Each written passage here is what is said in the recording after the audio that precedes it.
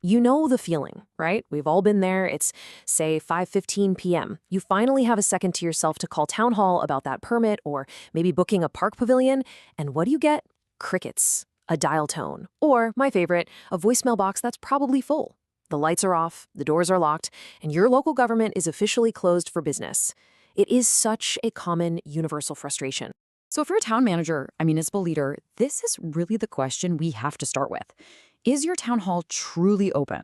I mean, is it open when your residents actually need you? Or is it just open when it's convenient for a traditional 9 to 5 workday that, let's be honest, barely exists for anyone else anymore? You know, there's a name for this. We call it the 5 p.m. cliff.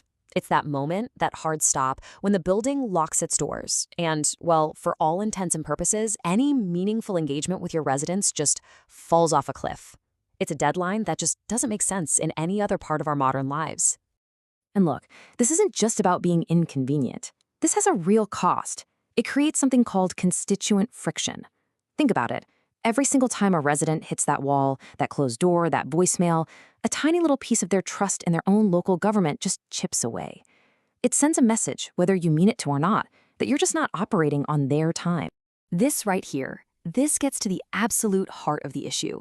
Your residents. They're banking on their phones long after the kids are in bed. They're ordering groceries from the couch at the crack of dawn. They live in a 24/7 on-demand world, and they've just come to expect that same kind of accessibility from everyone, including their town. But okay, let's get real. You can't just hire 3 shifts of people and keep the lights on 24/7. That's not feasible.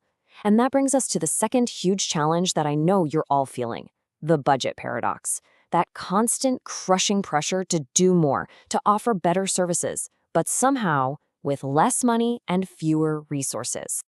And this slide, this lays out the squeeze perfectly. On one side, you've got these fixed costs that only go one way, up.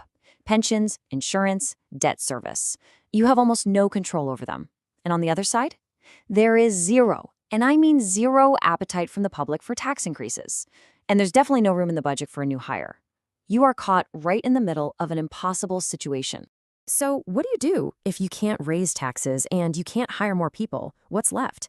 How do you possibly escape this paradox?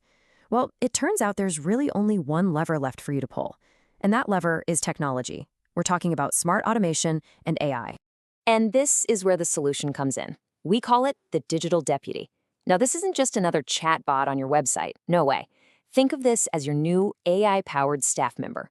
It's the one that works 24/7, never calls in sick, and can handle thousands of resident questions all at once, even when every single light in the building is off.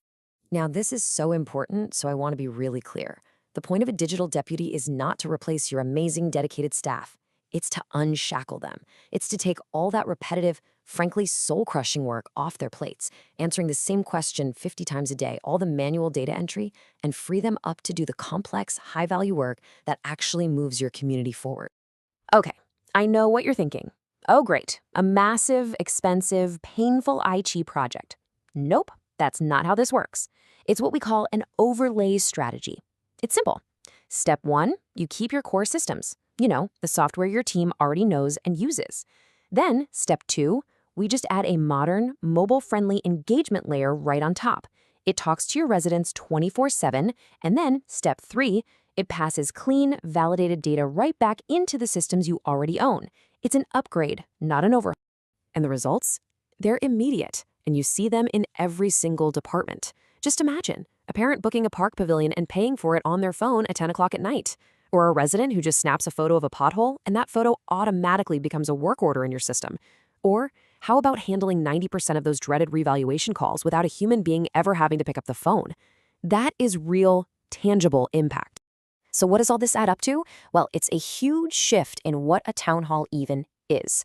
It stops being just a building with operating hours. It becomes a service. This right here, this is the new standard. A town hall that literally lives in your resident's pocket. And this quote, this says it all, doesn't it?